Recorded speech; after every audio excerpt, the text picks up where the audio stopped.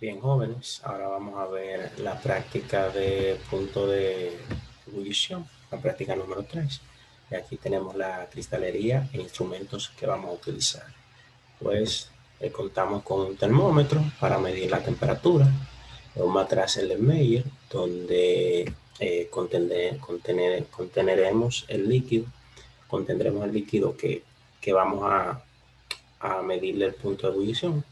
Tenemos una rejilla de amianto y un mechero. La rejilla de amianto sirve para una mejor distribución del calor, una distribución más uniforme. Entonces, aquí pueden ver la sustancia usada. Bueno, es un líquido desconocido. La idea es poder determinar qué contiene ese líquido.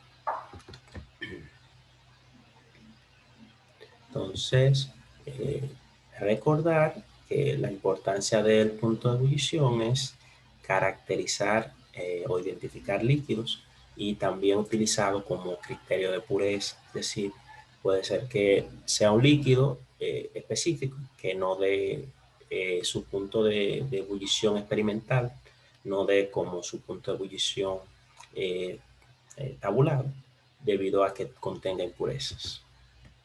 Entonces, continuando el procedimiento, vamos a colocar de 100 a 150 mililitros del líquido al que vamos a determinar el punto de ebullición dentro de un matraz Erlenmeyer. Disponemos el matraz sobre una rejilla de amianto colocado sobre aro y adaptado a un soporte universal.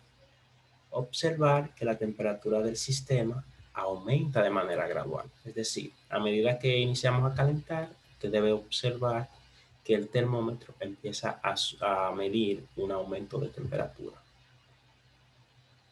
Bien, vamos a ver, acá va subiendo. Entonces, calentamos suavemente hasta ebullición. Recuerde que en el momento de que empiece a bullir, la temperatura debe mantenerse constante, de acuerdo a lo que vimos en la parte de los fundamentos de esta práctica. Observamos la temperatura de ebullición, que es cuando se mantiene por lo menos 2 o 3 minutos en la misma temperatura. Entonces, una vez obtengamos el punto o temperatura de ebullición, se reporta el valor.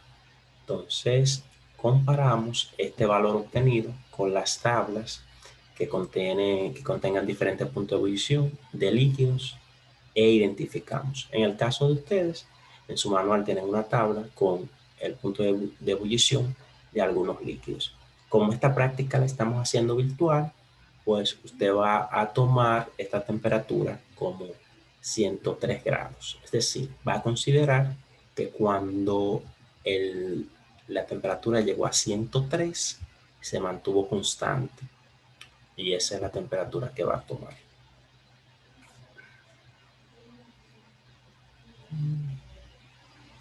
Bien, continúa el proceso. Pueden ver que está burbujeando el líquido.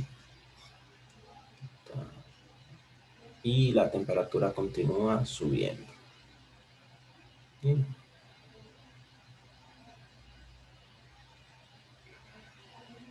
Ahí pueden ver, aunque bien les había dicho que era 103, pero como pueden ver acá en el termómetro, se ha mantenido en 110, 100 y la parte azul, si la ven por acá, está en 10.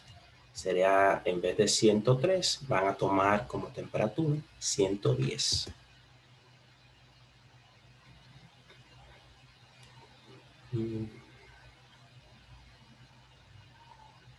Entonces, ven, como pueden ver, la temperatura se mantiene en 110.